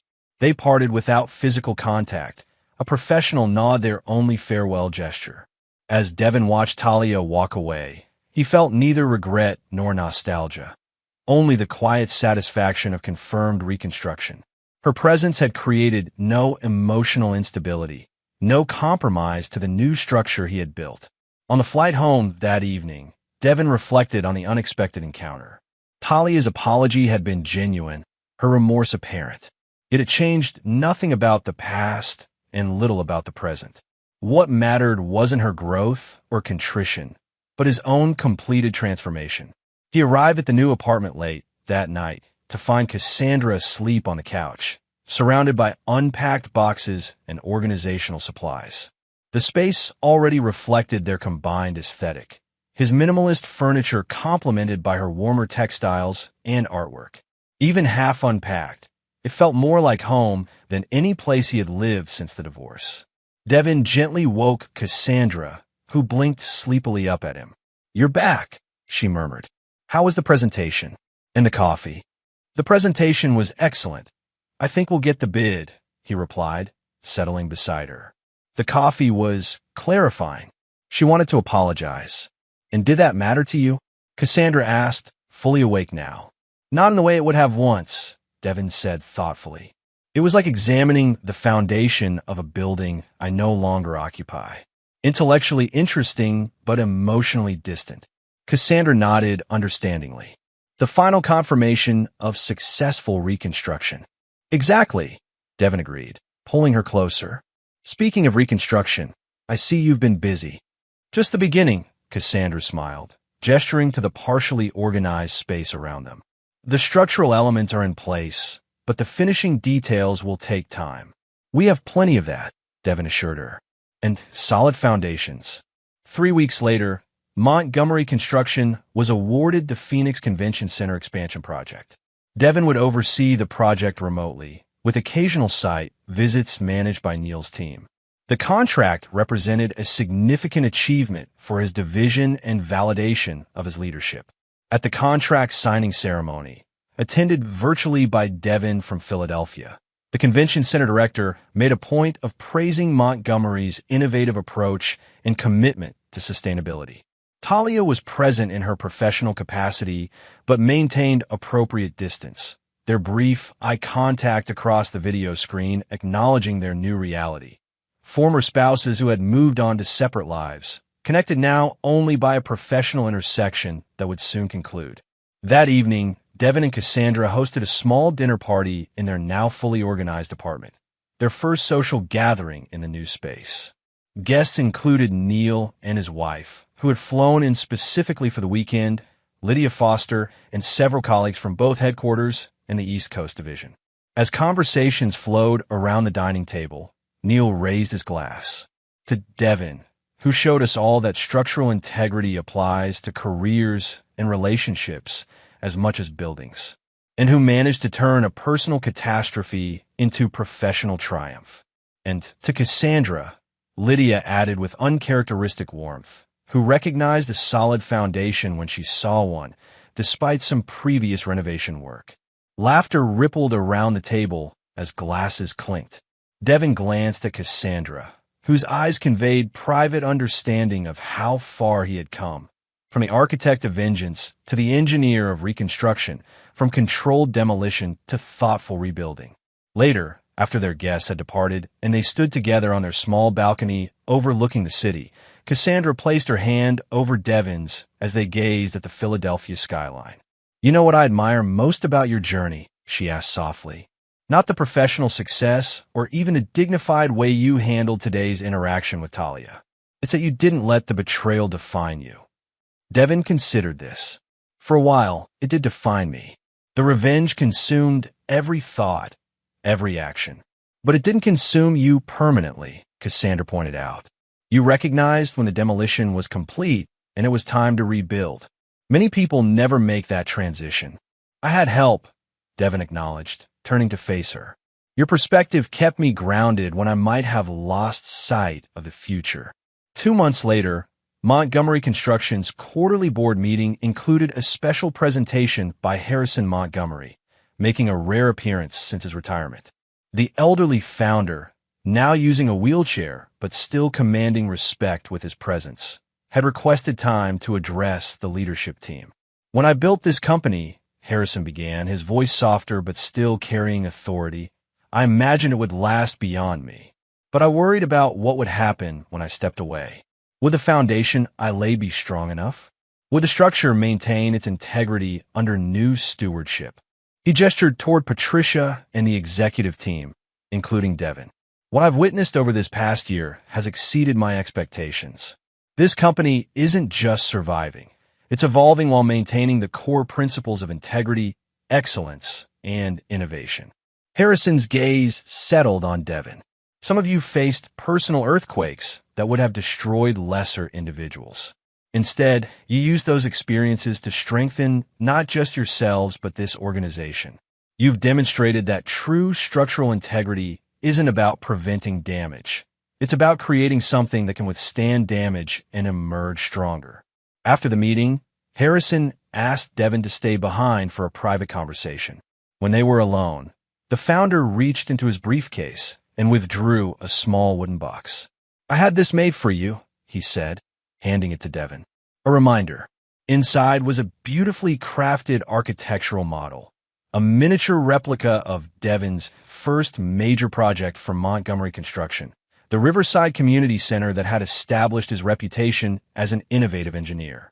"You remember this building?" Harrison asked. "Of course," Devin nodded. "My first solo design after joining the company. What you may not remember is that the original foundation had to be scrapped after we discovered unstable soil conditions. The entire project was delayed 3 months while you redesigned the structural support system." Devin smiled at the memory. "We had to go deeper, use different materials." "Yes," Harrison agreed. "And the result was a stronger building than originally planned. One that's still standing 15 years later, despite 2 major floods that damaged surrounding structures." He tapped the model gently. "That's the lesson I wanted you to have. Sometimes what appears to be a catastrophic setback forces us to dig deeper, to build differently. And the result is ultimately superior to what we first envisioned." As spring turned to summer, Devin's professional success continued to grow. The Phoenix Convention Center project progressed ahead of schedule, earning accolades for innovative sustainability features. His special projects division expanded to handle international consultations, establishing Montgomery Construction as a leader in adaptive reuse of historic structures. His personal reconstruction had solidified as well. His relationship with Cassandra deepened into a partnership built on mutual respect and shared values. They balanced demanding careers with a home life that offered genuine sanctuary from professional pressures. On a warm August evening, nearly 2 years after the Christmas party revelation, Devin received an unexpected email from Marlene Vasquez, the private investigator who had helped gather evidence against Talia and Holloway. "Thought you'd want to know. Holloway passed away yesterday. Heart attack, his second in 18 months. No suspicious circumstances. Just the final payment for a life of stress and excess." Devin read the message twice, feeling neither satisfaction nor sorrow, just acknowledgement of a life concluded, a chapter fully closed. He forwarded the message to Vivian Holloway with a simple note: "My condolences for your children's loss." Her reply came hours later: "The final structural failure of a compromised foundation. Thank you for your part in ensuring appropriate consequences before the end. Take care, engineer."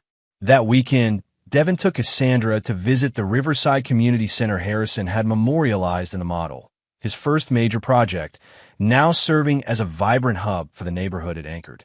They walked through the building, Devin pointing out the invisible structural elements that had allowed it to withstand environmental challenges over the years.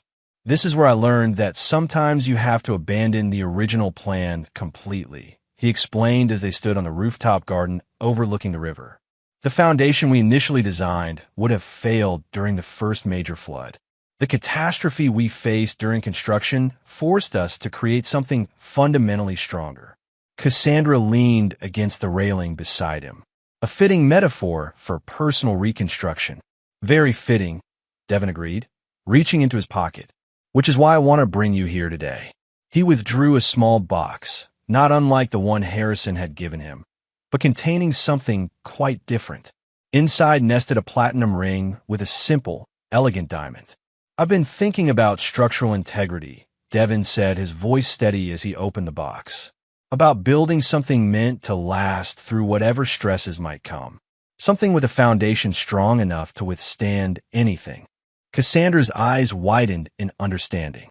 "We've both experienced structural failure in previous relationships," Devin continued. "We know what doesn't work, what can't be trusted. but we've also learned how to build something better. He took her hand. Cassandra Reeves, will you marry me? Not because we need each other to be complete, but because together we create something stronger than either of us could alone. Yes, she replied without hesitation. 1,000 times yes. As he slipped the ring onto her finger, she added with characteristic practicality, though I expect a thorough structural analysis of our marriage at regular intervals. Annual inspections, at minimum, Devin agreed with a smile, with immediate attention to any signs of stress. 6 months later, they married in a ceremony that balanced intimacy with celebration. Harrison Montgomery attended despite his failing health, determined to witness what he called the final proof of successful reconstruction. Neil served as best man, quietly proud of his friend's journey from devastation to renewal. At the reception, Devin raised his glass for a toast that brought the room to attentive silence. To structural integrity, he said, his gaze meeting Cassandra's across the table. Not the absence of damage, but the strength to withstand it. Not the prevention of storms, but the ability to remain standing when they pass. As glasses clinked around the room, Devin reflected on the path that had led him here, from the shocking discovery of betrayal to the calculated revenge of the Christmas party revelation, and finally to this moment of genuine contentment. The architect of vengeance had completed his design and stepped aside.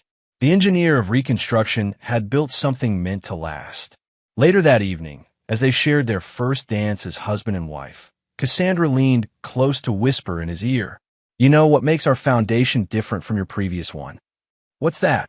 Devin asked, his hand warm against the small of her back. "Truth at every level," she replied. "No hidden fractures, no compromised materials. Just honest construction from the ground up." Devin nodded, understanding the profound simplicity of her observation. In engineering terms, their relationship had been built with full knowledge of potential stresses, with materials tested and proven, with connections designed to distribute weight rather than concentrate it. In human terms, they had built love on a foundation of integrity. As the dance concluded, Devin glanced around the room at the life he had constructed from the rubble of betrayal. Colleagues who had become friends, a career that had transcended setbacks, and now a marriage built on mutual respect and clear-eyed choice rather than idealized illusion.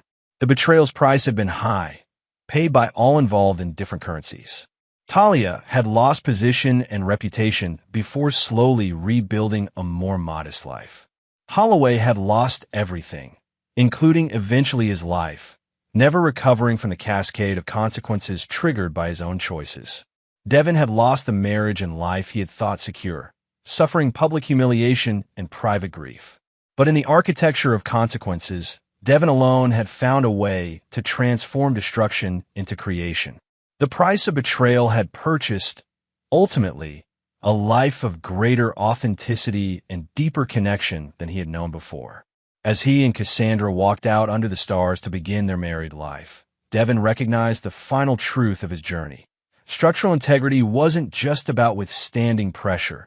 It was about building something worth preserving in the first place.